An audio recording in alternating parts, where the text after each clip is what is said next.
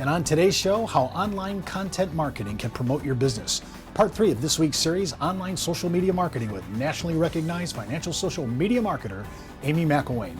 Hi everyone, I'm Steve Savant, syndicated financial columnist and contributing author to Backroom Technician. Let's get down to business. Well, welcome to day 3, Amy. Yeah, thanks for having me. Well, I got to tell you, we looked at this at the close of yesterday's show, and I just wanted to touch this again. Remember, over the next 5 to 10 years, almost all the wealth is being transferred to the survivor of the World War II and Korean veterans, and those ladies are being taken care of by their baby boomer daughter. It's time to learn corporate courtship all over again. These are the people that are going to be our clients. Absolutely. And with social media and these women, is what we're seeing on Facebook is it's such a tremendous opportunity to get connected with the females on Facebook. And as you may know, I saw a statistic once with Limmer, I need to verify this, but 8 out of 10 women will change financial advisors after their husbands pass away. So it's more important than ever to establish that relationship with the women on Facebook. Now, Facebook, there's 2 different kinds of Facebook pages. There's both the Facebook profile and the Facebook fan page. There's a lot of confusion over this. You want to think of Facebook like a giant shopping mall. There's 1 billion people on Facebook, and all of those people are represented by profiles. Well, your business can't have a profile. Your business's presence, your business's storefront in this giant shopping mall of Facebook is your Facebook fan page. A lot of people are hesitant to jump on Facebook because they don't want to cross that business and personal line.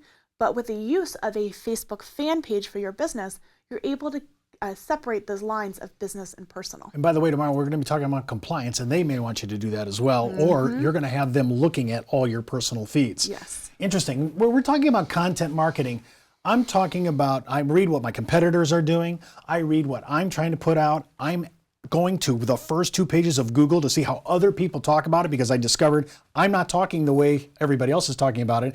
I'm too myopic into my industry. I need to branch out. When we're talking about content, and I think this is not a lightweight, here are your 4 marketing contents that you want to do. And when I saw this slide, I went, okay, I'm an educator, I'm an engager, I try to be entertaining. How do I be empowering? Now, I don't want to get outside the sequence here, but that's the one that was kind of weak for me. I didn't know if I was empowering. Talk about these 4. Yeah, well, like you mentioned, the power of content marketing is so important.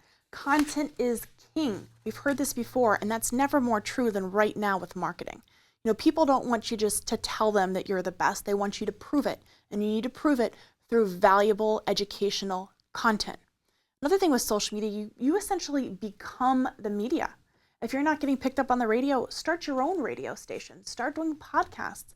If you're not getting on TV, start your own TV station. Start doing YouTube, as you've done. Started your own online TV show. So with social media, you become the media. One of the important aspects of this as well is with social media, you're building your own audience. When you run ads in a newspaper or on the radio, you're renting someone else's list, paying a one-time fee to use their list. But with social media, you're building your own audience, and you can turn that message on or off.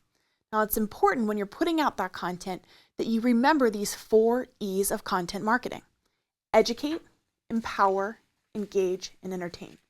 The 4 E's of content marketing are so important. So as you mentioned, educating, empowering them through your content, giving them strong resources that they can use to build. Engage. Don't just post one direction. Social media is a conversation. And lastly, entertain. Show your personality and humanize your business. How important is it to get that personal? It's very important. I'm looking at this one example of something that I can't believe wouldn't have done this, but he did it, right? And your example here. And this was a huge feed.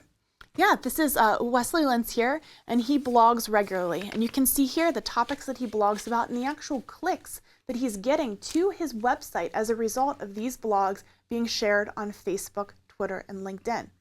So he's out there, he's posting, and it's about speaking to your audience, knowing your audience and what's important to them. You can't be all things to everybody. No.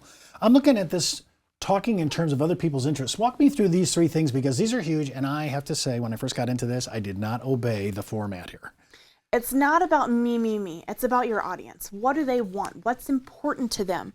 What's interesting? What problems do they face? Are they worried about outliving their income? Are they worried about sending their kids to college? So know what matters to them and be reaching out and speaking in a language that they understand.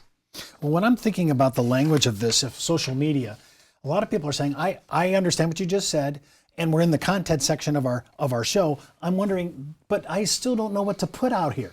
You know, I'm on my Facebook page, I'm on my fan page. I don't know what to put out here content-wise.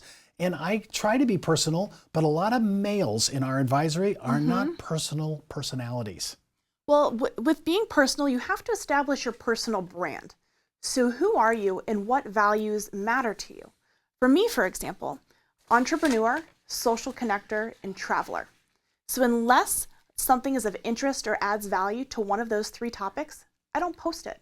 I don't just take pictures of my food and post it on Twitter unless I'm having ceviche in Spain.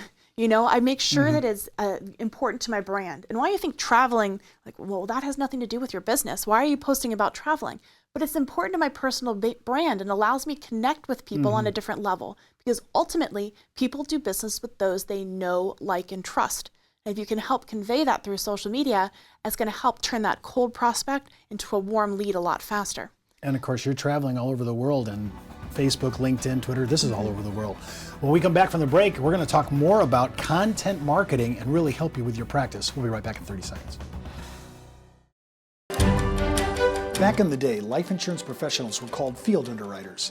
Then, carriers trained their field force in the basics of life insurance underwriting. Today, the insurance industry doesn't educate the agent population as they once did.